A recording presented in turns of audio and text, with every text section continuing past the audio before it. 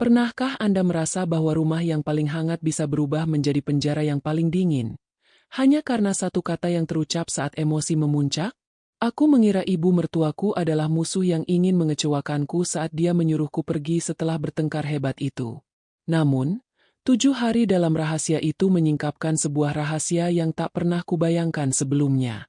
Saat suamiku datang menyambut dengan air mata penyesalan, dia baru sadar bahwa rumah kami kini telah kehilangan jiwanya.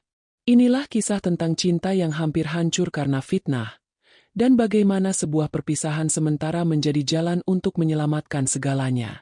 Simak ceritanya sampai akhir, karena kebenaran yang akan terungkap di bagian terakhir akan membuat Anda teringat. Di Mbak Kyu Jiem bercerita, aku berdiri tepat di depan pintu rumah yang dulunya sangat hangat, namun kini terasa begitu asing dan dingin. Angin malam berhembus pelan, seolah ikut merasakan kesedihan yang memenuhi dadaku saat ini. Air mata yang selama 7 hari ini kutahan dengan kinerja tenaga akhirnya tumpah juga, membasahi pipiku yang terasa panas.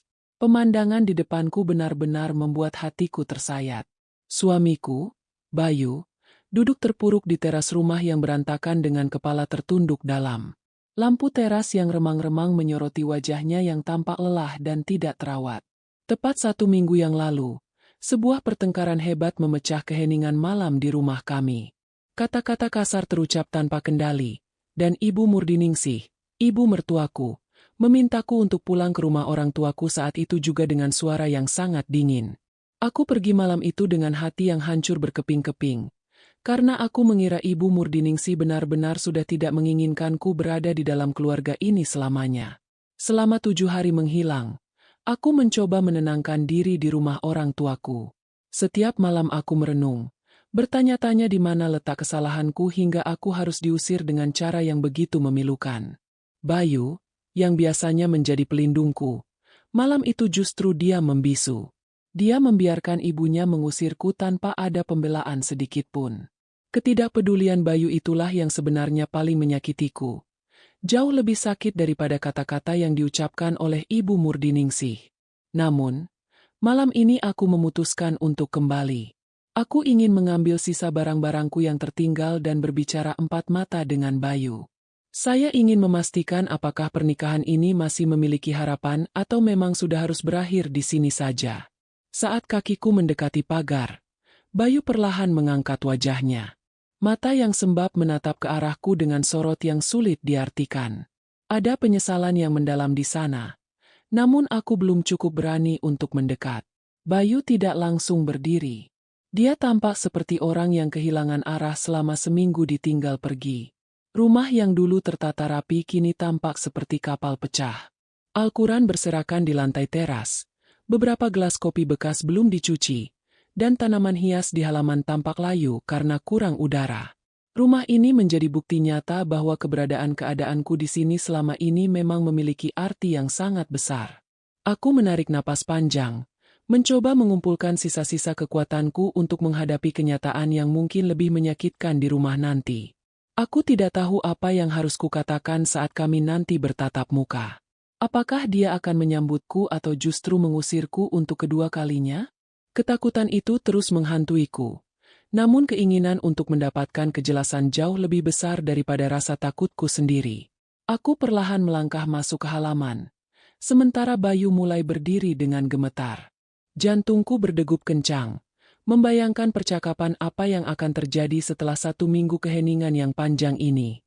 Aku tahu hidupku tidak akan pernah sama lagi setelah malam ini. Entah itu ke arah yang lebih baik atau justru perpisahan yang tak terelakkan. Pintu rumah yang tertutup rapat itu seolah menjadi batas antara masa lalu yang penuh luka dan masa depan yang masih misterius. Aku terus berjalan, meski langkahku terasa sangat berat dan kakiku seolah menolak untuk mendekati pintu itu. Aku harus menghadapi ini semua, karena aku tidak ingin terus dihantui oleh yang telah menyita pikiranku selama 7 hari terakhir. Bayu menatap ke dalam diam, dan aku pun mencoba mengulanginya dengan keberanian yang tersisa. Ini adalah saat penentu, di mana semua kesalahpahaman harus segera diakhiri dengan kejujuran yang pahit. Kenangan indah saat pertama kali aku, Christina, menginjakan kaki di rumah ini perlahan muncul kembali di benakku seperti sebuah film lama yang diputar ulang. Dulu, Rumah ini adalah surga kecil bagi kami, sebuah tempat di mana tawa dan kasih sayang selalu mengisi setiap sudut ruangan. Kami membangun rumah tangga dengan penuh mimpi dan harapan, berjanji untuk selalu menjaga satu sama lain dalam suka maupun duka. Namun, semua kebahagiaan itu perlahan memudar dan berubah sejak Tante Lestari mulai sering datang ke rumah kami. Kedatangannya yang awalnya tampak biasa saja lama-kelamaan menjadi racun yang merusak kedamaian kami. Tante Lestari sering memberikan komentar-komentar pedas tentang cara aku mengurus rumah tangga dan selalu berusaha membanding-bandingkan aku dengan orang lain. Bayu yang biasanya lembut dan pengertian perlahan mulai berubah sikap. Dia menjadi orang yang sangat keras kepala dan mulai sering curiga ketulusan cintaku. Pengaruh buruk Tante Lestari ternyata sangat kuat. Bayu mulai sering menanyakan hal-hal yang tidak masuk akal mengira. Seolah-olah dia telah diracuni oleh pikiran-pikiran negatif dari tantenya. Setiap kali aku mencoba menjelaskan keadaan yang sebenarnya, Bayu selalu memotong pembicaraanku dengan nada suara yang meninggi. Dia menjadi lebih mementingkan pembicaraan orang luar daripada mendengarkan penjelasan istrinya sendiri. Ketegangan di rumah kami pun semakin hari semakin terasa mencekam. Malam itu, bertengkar tentang hal sepele yang meledak menjadi hebat yang tidak berakhir. Aku hanya ingin bertanya tentang rencana liburan kami yang sudah lama direncanakan. Namun Bayu justru menuduhku terlalu menuntut dan tidak tahu diri. Perdebatan berlanjut hingga ke ruang tamu, di mana Ibu Murdiningsih berada. Beliau hanya duduk diam di sudut ruangan, memperhatikan setiap kata kasar yang keluar dari mulut Bayu. Suasana semakin memanas saat Ibu Murdiningsih tiba-tiba berdiri dan memintaku untuk berhenti berbicara. Saya pikir dia akan membela diri atau setidaknya melerai pertengkaran kami, namun harapanku meleset jauh. Ibu Murdiningsih baru saja melihat dengan menggandakan yang sangat dingin, mengulangi yang belum pernah kulihat sebelumnya selama aku menjadi menantunya. Beliau dengan tegas memintaku untuk pulang ke rumah orang tuaku malam itu juga. Beliau mengatakan bahwa kehadiranku di rumah ini hanya akan memperkeruh suasana dan membuat Bayu semakin tidak terkendali. Aku merasa terpukul hebat.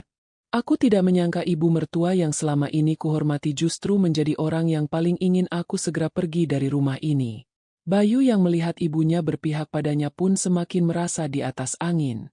Dia tidak memberikan sedikit perlindungan pun padaku, malah membiarkan ibunya mengusir istrinya sendiri dengan cara yang sangat kejam. Aku merasa dikhianati oleh orang-orang yang paling aku cintai. Rumah yang dulu menjadi tempat bernaung dari dinginnya dunia luar, kini justru menjadi tempat yang paling menyakitkan bagi siapapun. Tidak ada ruang bagi penjelasanku. Tidak ada kesempatan untuk memperbaiki keadaan. Ibu Murdiningsih seolah sudah bulat dengan keputusannya, dan Bayu seolah sudah kehilangan akal sehatnya karena hasutan tantenya. Aku hanya bisa terdiam, mematung di depan mereka berdua yang kini memandang olah aku adalah orang asing. Perasaanku saat itu bercampur aduk antara sedih, marah, dan kecewa yang mendalam. Saya tidak pernah menyangka bahwa pernikahan yang dibangun dengan penuh cinta akan berakhir dengan pengusiran yang begitu tidak manusiawi. Aku pun akhirnya memutuskan untuk pergi, melangkah keluar dari pintu rumah dengan sisa harga diri yang masih kumiliki. Aku tidak membawa banyak barang, hanya pakaian yang menempel di tubuh dan tas kecil berisi dokumen penting. Aku tidak tahu harus kemana lagi selain kembali ke rumah orang tuaku, membawa luka hati yang sangat dalam. Malam itu, aku benar-benar merasa kehilangan segalanya. Aku sering memikirkannya setelah kejadian malam itu. Aku teringat kembali bagaimana peran Tante Lestari dan tetangga kami, Ibu Helena, yang selalu aktif membisiki Bayu dengan cerita buruk tentang diriku. Mereka berdua seperti sepasang dalang yang sangat ahli dalam memainkan emosi suamiku. Setiap kali aku sedang tidak ada di rumah, Ibu Helena akan mampir dan melaporkan hal-hal yang tidak pernah aku lakukan kepada Bayu. Tante Lestari juga sering datang dengan membawakan cerita-cerita karangan yang membuat Bayu semakin curiga padaku. Mereka sengaja menciptakan jarak emosional yang lebar agar Bayu tidak lagi percaya padaku sedikit pun. Aku merasa seperti terjebak dalam sebuah sandiwara yang sangat rapi dan kejam, di mana aku diposisikan sebagai tokoh jahat tanpa kesempatan untuk membela diri. Ibu Murdiningsih sebenarnya sudah melihat semua kejanggalan itu sejak awal. Sebagai seorang ibu yang sudah mengonsumsi asam garam kehidupan, beliau tentu bisa membedakan mana yang benar dan mana yang sekadar fitnah. Namun, Yang membuat sangat bingung dan sakit hati adalah sikapnya yang memilih untuk tetap diam.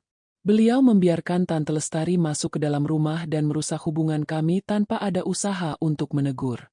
Saya sering berharap Ibu Murdiningsih akan bersuara dan menghentikan semua omongan kosong itu.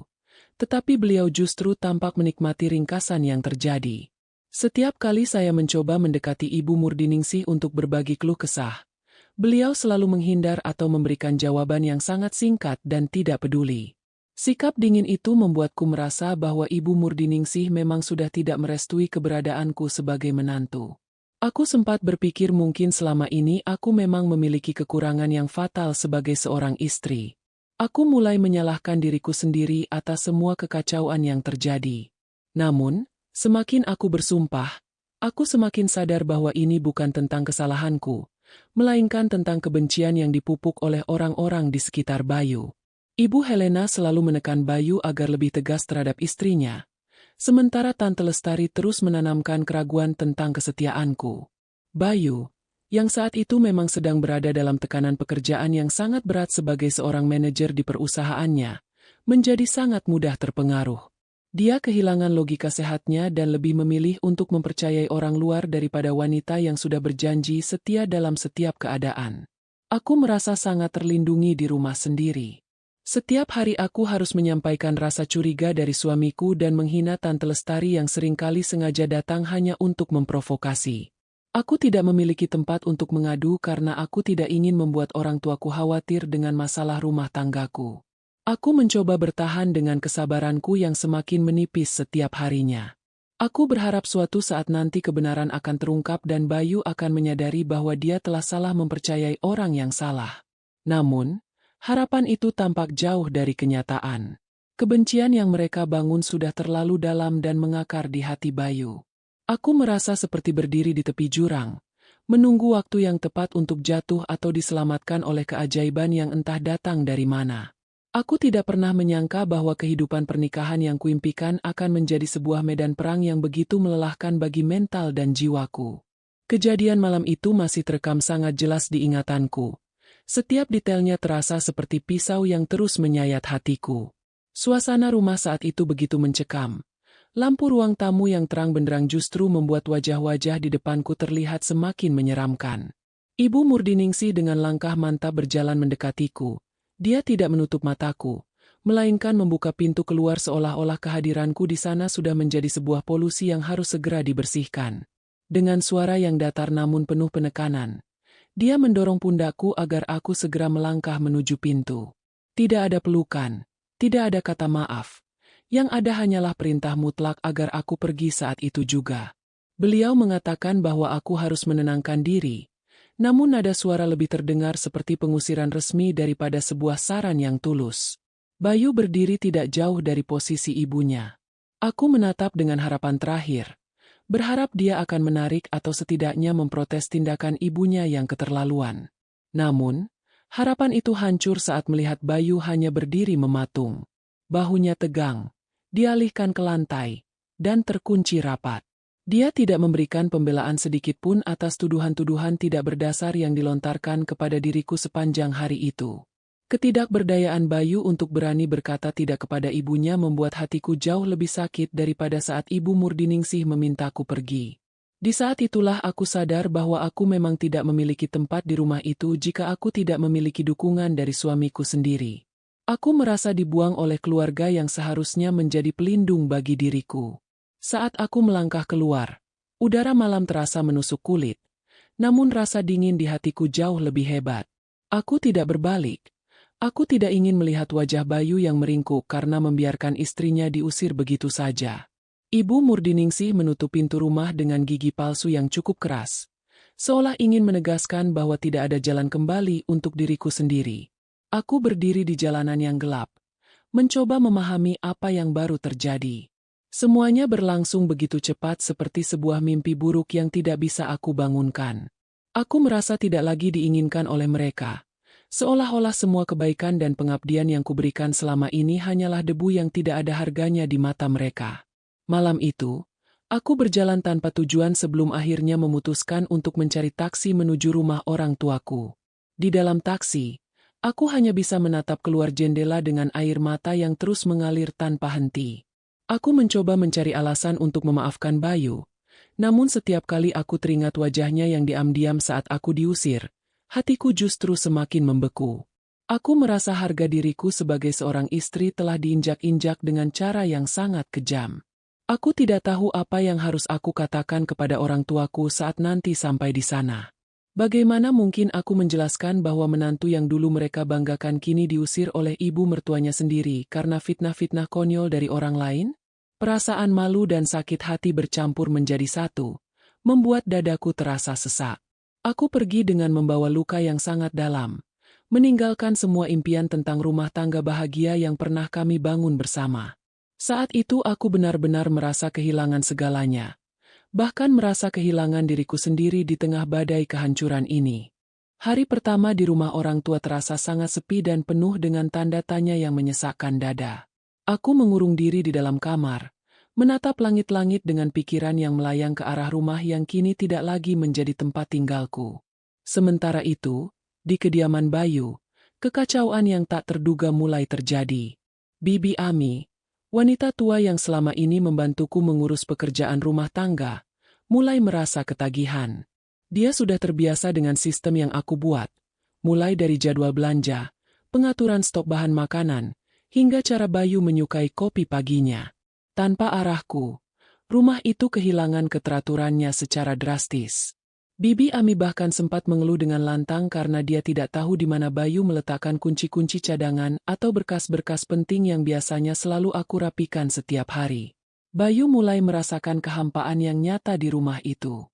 Dia terbiasa hidup dengan segala sesuatu yang sudah tersedia di tempatnya. Saat dia bangun di pagi hari, dia tidak lagi menemukan aroma sarapan yang biasa disiapkan olehnya. Kemeja kerja yang biasanya sudah licin tersetrika dan tergantung rapi di dalam lemari, kini tidak ada lagi di sana. Bayu harus meraba-raba mencari pakaiannya sendiri di tumpukan cucian yang mulai menggunung karena Bibi Ami tidak bisa menangani semuanya sendirian dalam waktu yang singkat. Dia sempat berteriak memanggil namaku beberapa kali sebelum menyadari bahwa aku memang sudah tidak ada di sana. Suara gema teriakannya hanya terpantul di dinding rumah yang kini terasa begitu hampa dan membosankan tanpa kehadiran seorang istri. Bayu mulai menyadari bahwa ada sesuatu yang sangat berharga yang telah hilang dari rumah ini. Dia mencoba berbunyiku berkali-kali, namun aku dengan sengaja mematikan ponselku.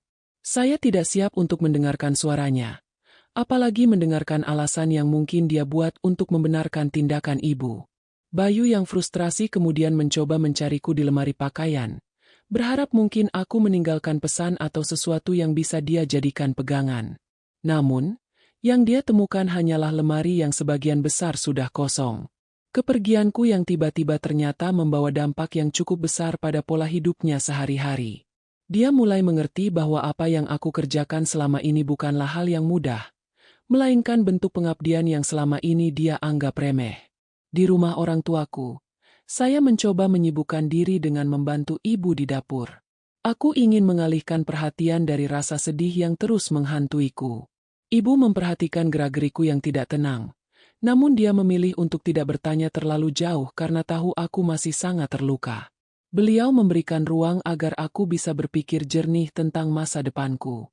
Bagiku, hari-hari di rumah ini adalah waktu untuk menyembuhkan diri. Aku tidak ingin terburu-buru mengambil keputusan, apalagi kembali ke rumah itu hanya karena merasa kesepian atau butuh tempat tinggal. Bayu perlu merasakan bagaimana rasanya hidup tanpa kehadiranku. Bagaimana rasanya harus mengurus dirinya sendiri tanpa ada tangan yang selalu melayaninya. Aku berharap dalam masa absenku ini, dia bisa belajar menghargai arti keberadaanku sebagai seorang istri yang sebenarnya sangat tulus menyayanginya. Keheningan di rumah orang tuaku menjadi saksi bisu perjuanganku untuk mengumpulkan kepingan harga diriku yang sempat hancur lebur di depan pintu rumah mertuaku beberapa hari lalu. Memasuki hari ketiga, keadaan di rumah benar-benar dalam kondisi yang sangat tidak terurus. Bayu tampak semakin frustrasi karena semua rutinitas rumah tangga yang selama ini aku kerjakan dengan teliti kini terbengkalai total. Piring-piring kotor mulai menumpuk di bak cucian, debu-debu mulai terlihat menempel di permukaan meja, dan suasana rumah terasa sangat suram. Bayu yang biasanya tampil selalu rapi saat berangkat ke kantor sebagai manajer di perusahaan, kini mulai terlihat berantakan. Dia kesulitan mencari dasi yang cocok, kaos kaki yang dipamerkan, hingga dokumen kerja yang sering lupa dia taruh di mana. Ketidakhadiranku benar-benar memporak-porandakan tatanan hidup yang selama ini dia anggap remeh. Tante Lestari, yang biasanya sangat rajin datang untuk memprovokasi Bayu, datang lagi pada siang hari itu. Namun, kehadirannya kali ini justru menambah kekacauan dan membuat suasana semakin panas. Dia mulai mengomel tentang keadaan rumah yang berantakan dan menyalahkan Bibi Ami karena tidak bekerja. Bibi Ami yang sudah sangat lelah menahan emosi karena disalahkan terus-menerus, akhirnya tidak bisa lagi menahan diri. Dia membalas omelan Tante Lestari dengan mengatakan bahwa rumah ini tidak akan pernah berantakan jika aku masih ada di sini. Bibi Ami secara terang-terangan membela diri di depan Bayu dan Tante Lestari, membuat suasana menjadi sangat canggung dan tegang. Bayu hanya bisa mendengarkannya. Dia mulai merasa sangat lelah dengan kehadiran orang-orang yang selama ini dia anggap sebagai penasihat terbaik dalam hidupnya. Setiap masukan yang diberikan oleh Tante Lestari kini terasa sangat mengganggu dan tidak solutif. Bayu sadar bahwa dia tidak membutuhkan kritikan tentang cara membersihkan rumah, melainkan membutuhkan seseorang yang bisa mengatur hidupnya kembali. Dia mulai menyadari bahwa tanpa diriku, hidupnya hanyalah kumpulan kekacauan yang tidak berujung. Dia tidak bisa lagi fokus bekerja dengan tenang karena pikiran-pikirannya terus mengingatkan pada kepergianku yang mendadak. Ibu Murdiningsih memperhatikan semua kekacauan itu dari jauh dengan wajah yang tampak lelah. Beliau mulai melihat dengan mata kepala sendiri dampak dari keputusannya yang menyuruhku pergi. Rumah yang dulunya hangat dan nyaman kini berubah menjadi tempat yang penuh dengan ketegangan dan keluhan setiap harinya.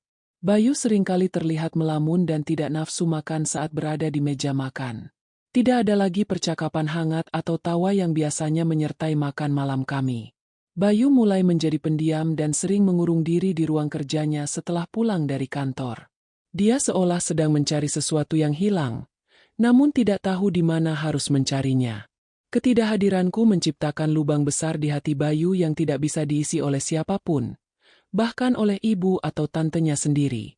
Bayu mulai merasa terasing di rumahnya sendiri, di tengah orang-orang yang seharusnya bisa memberikan ketenangan, namun justru membuat hidupnya semakin runyam.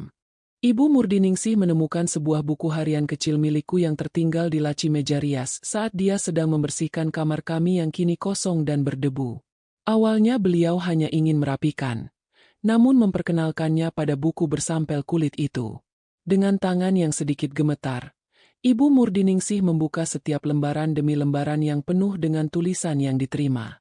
Di dalamnya tertulis catatan mendalam tentang segala pengorbananku yang tidak pernah diketahui siapapun, termasuk saat aku secara diam-diam mengatur keuangan keluarga agar posisi Bayu sebagai direktur utama tetap stabil meski perusahaan sempat mengalami masa sulit. Ibu Murdiningsih membaca setiap baris kalimat dengan saksama. Perlahan-lahan matanya mulai berkaca-kaca menyadari betapa besarnya cinta dan tanggung jawab yang kupikul selama ini. Dalam catatan itu, saya menuliskan bagaimana saya sering menahan keinginan pribadi demi kesehatan Bayu dan Ibu Murdiningsih sendiri. Aku menuliskan detail tentang makanan diet yang aku siapkan khusus untuk mereka, biaya pengobatan Ibu Murdiningsih yang aku atur dari tabunganku agar beliau tidak terbebani, serta bagaimana aku selalu mendoakan kebaikan keluarga ini di setiap sujud malamku. Ibu Murdiningsih terletak saat membaca curahan hatiku tentang rasa sakit saat aku sering disudutkan oleh Tante Lestari. Namun aku tetap memilih diam karena ingin menjaga keharmonisan keluarga. Selama ini dia mengira bahwa aku hanyalah menantu yang biasa-biasa saja dan tidak terlalu banyak berkontribusi. Namun buku harian ini membuka mata beliau bahwa aku adalah pondasi yang menjaga rumah tangga ini tetap berdiri kokoh. Rasa sesal yang luar biasa mulai mengecewakan hati Ibu Murdiningsih. Beliau baru menyadari bahwa selama ini beliau telah salah besar, karena membiarkan orang lain mengganggu rumah tangga anaknya tanpa mau mendengarkan ceritaku terlebih dahulu. Beliau merasa sangat bersalah karena telah membiarkan fitnah-fitnah keji meracuni pikiran Bayu dan keluarga besar kami. Ibu Murdiningsih memeluk buku harian itu erat-erat ke dadanya, seolah-olah sedang memelukku untuk meminta maaf. Beliau duduk di tepi tempat tidur kami yang dingin, memikirkan betapa egoisnya dia selama ini karena lebih mendengarkan hasutan daripada melihat ketulusan menantunya sendiri. Air mata beliau menetes di atas kertas catatan yang menceritakan tentang kasih sayang seorang istri yang tersisihkan. Keheningan kamar itu menjadi saksi bisu penyesalan seorang ibu mertua yang baru saja menyadari kesalahannya. Ibu Murdiningsih tidak pernah menyangka bahwa di balik sikapku yang tenang, aku menyimpan beban yang begitu berat untuk menjaga marwah keluarga Bayu. Beliau mulai berpikir tentang cara memperbaiki keadaan sebelum semuanya terlambat. Bayu yang masih berada di ruang kerjanya tidak tahu bahwa ibunya sedang memegang kunci kebenaran yang selama ini dia cari. Ibu Murdiningsih menarik napas panjang, mencoba mengumpulkan keberanian untuk menghadapi Bayu dan semua orang yang telah memfitnahku. Beliau tahu bahwa perjalanannya untuk meluruskan keadaan tidak akan mudah, namun beliau berjanji pada dirinya sendiri bahwa dia akan mengembalikan posisi yang seharusnya saya miliki di rumah ini. Beliau tidak akan lagi dia membiarkan orang lain merusak apa yang sudah aku bangun dengan susah payah selama ini. Kakek Sumardi yang selama ini selalu tenang-tenang dan jarang ikut campur dalam urusan rumah tangga akhirnya angkat bicara di ruang keluarga pada suatu malam. Beliau baru saja pulang dari perjalanan dinas dan mendapati suasana rumah yang jauh berbeda dari yang beliau kenal. Kakek Sumardi memperhatikan Bayu yang duduk melamun dengan wajah kusam di sofa, sementara Tante Lestari sedang asyik bercerita tentang gosip baru mengenai diriku. Dengan suara berat dan wibawa yang membuat seisi ruangan teringat, kakek Sumardi memukul meja dengan pelan namun tegas.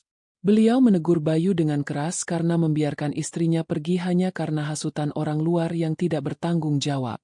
Kakek Sumardi menegaskan bahwa seorang pemimpin perusahaan besar seperti direktur utama hendaknya mempunyai keabsahan tinggi dan kemampuan untuk memilah mana yang benar dan mana yang fitnah, terutama dalam menjaga keharmonisan rumah tangganya sendiri. Bayu hanya bisa memutar dan menundukkan kepalanya ke dalam. Kata-kata kakek Sumardi terasa seperti cambuk yang melanda kesadarannya. Selama ini dia merasa tindakannya mengusirku adalah langkah yang benar demi ketenangan keluarga. Namun kakek Sumardi membuktikan bahwa dia salah besar. Kakek Sumardi memandang Tante Lestari dengan ketajaman yang membuat wanita itu tidak berani mengucapkan kata pun. Beliau tahu tetap bahwa Tante Lestari memiliki motif tersendiri untuk mencampuri urusan rumah tangga kami. Kakek Sumardi mengingatkan semua orang di ruangan itu bahwa rumah ini dibangun di atas pondasi kasih sayang, bukan di atas kebencian atau gosip murahan. Beliau sangat kecewa melihat Bayu kehilangan arah dan membiarkan istrinya yang baik hati pergi begitu saja. Ketegangan di ruang keluarga itu sangat terasa. Ibu Murdiningsih yang masih memegang buku harianku hanya diam, namun matanya menunjukkan dukungan penuh atas teguran kakek Sumardi. Bayu merasa terpojok oleh kenyataan yang diungkapkan oleh kakeknya. Dia baru menyadari bahwa selama ini dia telah membiarkan orang lain mengendalikan hidupnya. Padahal dia adalah seorang pria dewasa dan seorang pemimpin yang seharusnya memiliki pendirian yang teguh. Bayu merasa malu atas perbuatannya yang membungkuk. Dia tidak pernah menyangka bahwa sikapnya akan membuat sosok yang paling dia hormati, yaitu kakek Sumardi, merasa kecewa dengan dirinya. Kakek Sumardi berdiri dari kursinya dan berjalan perlahan meninggalkan ruangan. Namun sebelum keluar, beliau sempat berpesan agar Bayu segera memperbaiki kekacauan ini sebelum penyesalan yang lebih besar datang. Setelah kepergian kakek Sumardi, suasana menjadi sangat hening. Tante Lestari akhirnya mencoba berdalih untuk membela diri. Namun Bayu mengakhiri pembicaraan dengan nada yang cukup tajam. Dia meminta Tante Lestari untuk tidak lagi mencampuri urusan pribadinya. Bayu sadar bahwa dia harus segera bertindak untuk memperbaiki semuanya. Dia merasa sangat bodoh telah menukar kebahagiaan rumah tangganya dengan kesia-siaan karena mendengarkan hasutan. Bayu menatap ibunya, Ibu Murdiningsih, yang hanya menatap dengan pandangan yang dalam namun penuh makna. Dia mulai merasakan beban yang selama ini dia tumpuk di pundaknya sendiri mulai melonggar. Namun perasaan bersalah karena telah menyakitiku tetap menghantui setiap napasnya. Dia tahu bahwa meminta maaf tidak akan memamerkan telapak tangan. Namun dia berjanji pada dirinya sendiri bahwa dia akan berusaha sekuat tenaga untuk menebus kesalahannya dan membawa aku kembali pulang ke rumah kami. Eyang Susilowati, sahabat karib Ibu Murdiningsih yang sudah dianggap sebagai keluarga sendiri, datang berkunjung pada sore hari saat suasana rumah masih terasa canggung pasca teguran kakek Sumardi. Eyang Susilowati adalah wanita yang sangat bijaksana dan memiliki pandangan hidup yang luas.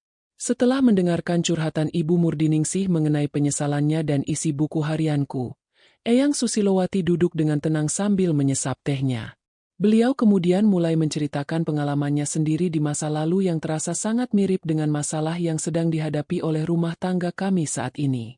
Eyang Susilowati bercerita tentang bagaimana dia dulu hampir kehilangan suaminya, karena membiarkan campur tangan orang lain dan memberikan ruang bagi rasa curiga yang tidak berdasar.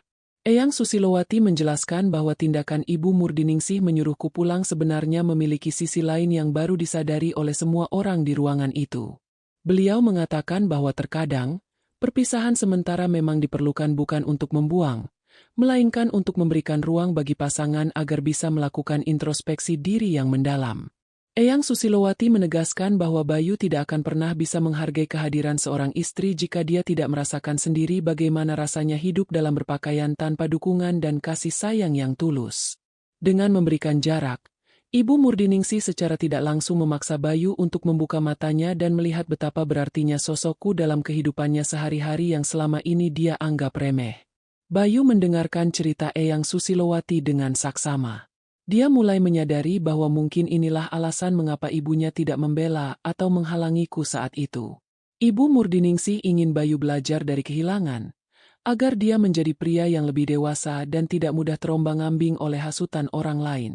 Eyang Susilowati juga memberikan pesan yang sangat keras kepada Tante Lestari agar berhenti menyebarkan cerita bohong, karena perbuatannya itu bukan hanya merugikan orang lain, tetapi juga menunjukkan kualitas dirinya yang rendah.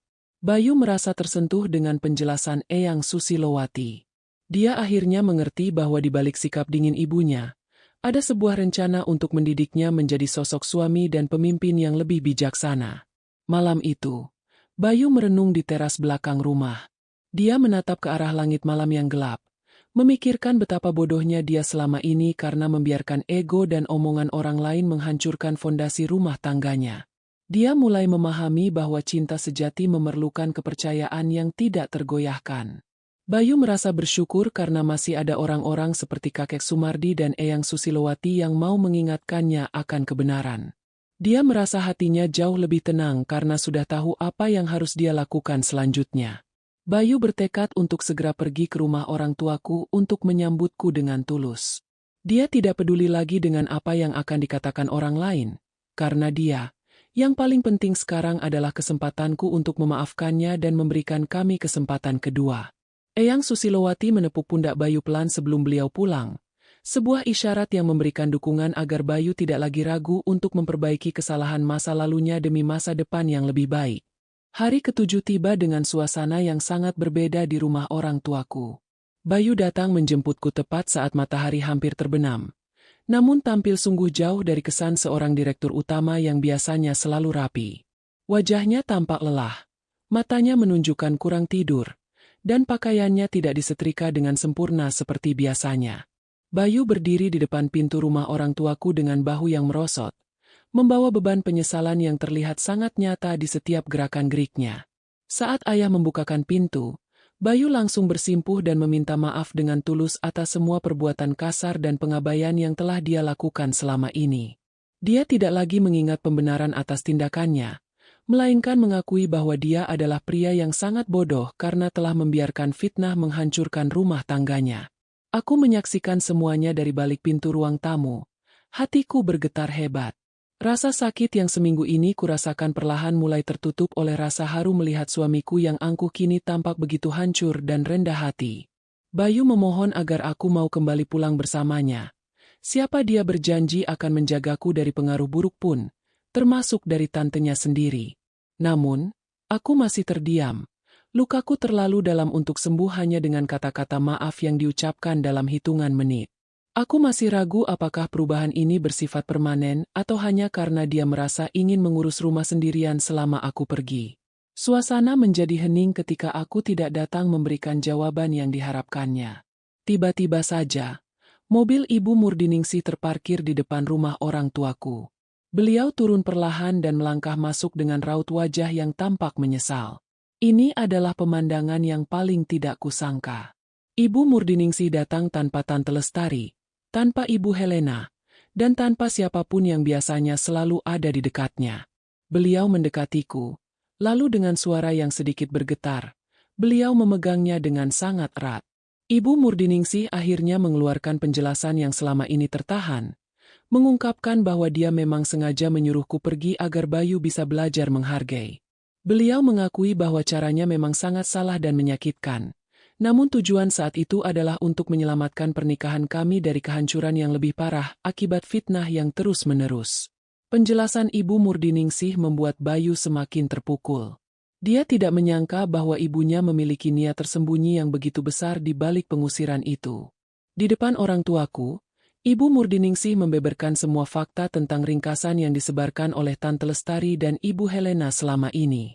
Beliau juga menyerahkan buku harianku yang sempat ia temukan. Bukti nyata betapa besarnya cintaku selama ini kepada keluarga mereka. Bayu membaca buku itu dengan air mata yang terus bercucuran. Dia baru memahami bahwa selama ini aku tidak pernah mengeluh meski diperlakukan dengan tidak adil. Ibu Murdiningsih memintaku untuk kembali bukan sebagai menantu yang harus melayani, melainkan sebagai bagian dari keluarga yang harus dihormati. Aku hanya bisa menangis saat melihat ibu mertuaku dan suamiku kini tergeletak di hadapanku, menyadari bahwa perjalanan rumah tangga kami memang sempat berada di titik terendah namun kini perlahan menemukan cahaya kebenaran.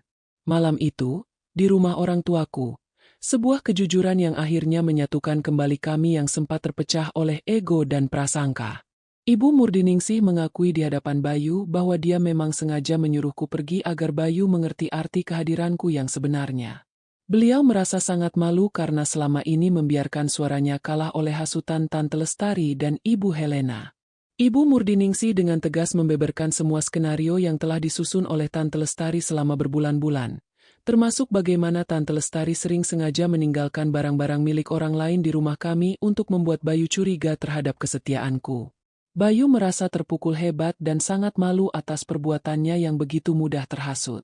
Dia benar-benar tidak menyangka bahwa orang yang selama ini dia anggap sebagai penasihat bijak justru adalah orang yang hampir menghancurkan kebahagiaan rumah tangga kami secara permanen.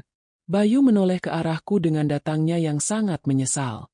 Dia akhirnya memahami bahwa selama ini aku hanya diam, karena ingin menjaga nama baik keluarga dan martabatnya sebagai seorang direktur utama. Pengetahuan bahwa aku bahkan berkorban secara finansial dari tabungan pribadiku untuk menjamin kelancaran operasional perusahaan Bayu di saat-saat krisis semakin membuat Bayu tidak bisa memaafkan dirinya sendiri. Dia terus meminta maaf kepada saya dan berjanji akan memberikan efek jera bagi siapa saja yang berani mencoba mengganggu ketenangan rumah tangga kami lagi. Ibu Murdiningsih pun berjanji akan mengasingkan Tante Lestari dari lingkungan keluarga kami, agar tidak ada lagi racun yang disebarkan di kemudian hari. Aku merasa lega karena akhirnya kebenaran terungkap. Namun luka di hatiku tidak langsung hilang begitu saja. Aku melihat Bayu yang biasanya terlihat sangat percaya diri kini tampak begitu rapuh dan butuh pengakuan dariku. Ibu Murdiningsih juga memohon agar saya tidak membencinya, meskipun beliau sadar bahwa tindakannya beberapa hari yang lalu telah meninggalkan bekas luka yang dalam. Beliau menyatakan siap menerima konsekuensi apapun agar aku mau kembali pulang. Di dalam ruang tamu rumah orang tuaku, suasana berubah menjadi sangat emosional. Kami bertiga saling terbuka dan melepaskan semua beban yang selama ini mengganjal dalam pikiran masing-masing. Bayu berjanji di depan orang tuaku bahwa dia akan menjadi suami yang jauh lebih mandiri dan tidak akan membiarkan ibunya maupun tantenya mendikte hubungan kami lagi. Kebenaran yang terungkap ini menjadi titik balik bagi hubungan kami. Ibu Murdiningsih akhirnya memahami bahwa menjadi seorang ibu mertua yang bijak bukan berarti harus ikut campur, melainkan harus bisa memberikan ruang bagi anak dan cucunya untuk tumbuh bersama. Bayu pun sadar bahwa gelar direktur utama yang dia sandang tidak ada artinya jika dia tidak bisa memimpin keluarganya sendiri dengan adil dan penuh kasih sayang. Saya merasa bahwa meskipun jalan menuju pemulihan masih panjang, setidaknya sekarang kami sudah berpijak pada fondasi yang jujur. Kami tidak lagi menyembunyikan apapun di balik senyuman palsu. Bayu memandang dengan harapan besar, menanti jawaban apakah aku bersedia memaafkan dan pulang kembali ke rumah yang kini sudah tahu siapa sebenarnya yang dengan tulus menyayanginya. Aku hanya bisa mengangguk pelan sebagai tanda bahwa aku mau memberikan kesempatan sekali lagi, bukan karena aku lemah, tapi karena aku masih percaya bahwa cinta yang kami bangun dari awal memiliki nilai yang layak untuk diperjuangkan kembali. Aku akhirnya setuju untuk kembali ke rumah. Namun aku bukan lagi Christina yang dulu selalu menurut tanpa bertanya. Kepulangan kali ini menjadi awal dari babak baru dalam seumur hidup. Saya memutuskan untuk kembali berkarir dan membangun usaha sendiri sebagai bentuk kemandirian finansial dan pembuktian harga diri saya. Bayu sempat terkejut dengan keputusanku yang sangat tegas, karena dia terbiasa melihatku hanya fokus mengurus urusan dapur dan kenyamanan pribadinya.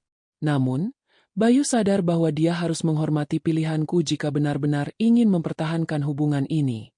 Dia melihat sebuah sisi dariku yang baru, sisi yang kuat, berpendirian, dan tidak lagi bisa diremehkan oleh siapapun, bahkan oleh dirinya sendiri. Rumah kami kini terasa jauh lebih tenang dan jujur.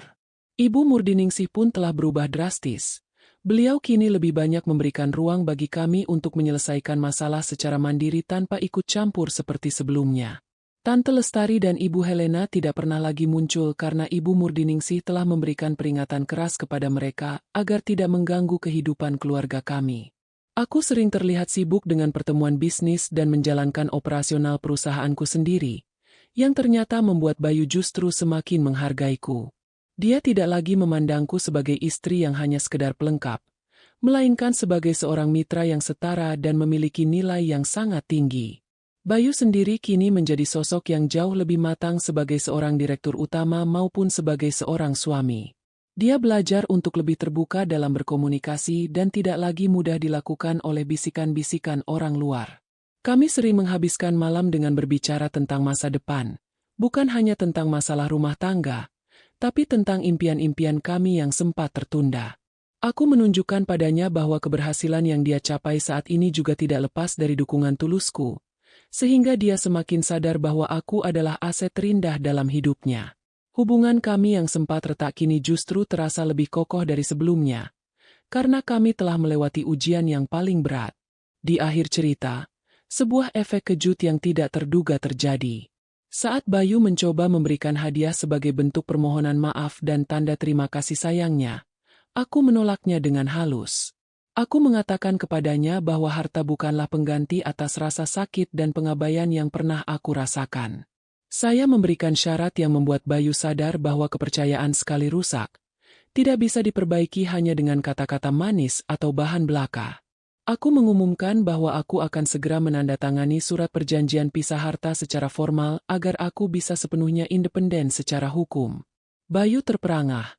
Dia sadar bahwa dia bisa kehilangan aku kapan saja jika dia tidak benar-benar menjaga komitmennya dengan serius setiap detik.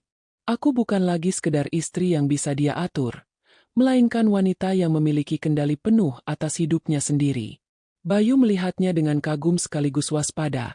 Dia kini tahu bahwa cinta yang tulus harus dijaga dengan rasa hormat, bukan dengan rasa memiliki yang mengekang. Kami lembaran baru dimulai dengan penuh kesadaran bahwa hubungan ini adalah sebuah kemitraan yang harus dijaga dengan kejujuran dan saling menghargai. Pelajaran terbesar dari kisah ini adalah bahwa rumah tangga yang kokoh tidak dibangun atas pengabdian buta, melainkan di atas rasa saling menghargai dan kejujuran yang terbuka. Ibu mertua yang bijak tidak boleh membiarkan campur tangan orang lain merusak menantunya, dan seorang suami tidak boleh membiarkan ego serta gosip mengalahkan kesetiaan kepada istri yang telah berjuang bersamanya. Jangan pernah merasa bahwa kehadiran seseorang yang selalu ada adalah sesuatu yang abadi, karena saat dia pergi, baru kita akan menyadari bahwa rumah yang megah pun akan terasa sangat hampa tanpa kasih sayang. Apakah menurut Anda tindakan Ibu Murdiningsih menyuruh Christina pergi adalah cara yang tepat untuk memberi pelajaran? Atau justru itu adalah sebuah kesalahan fatal yang hampir menghancurkan segalanya? Tuliskan pendapat Anda di kolom komentar, karena setiap pernikahan memiliki ujiannya masing-masing.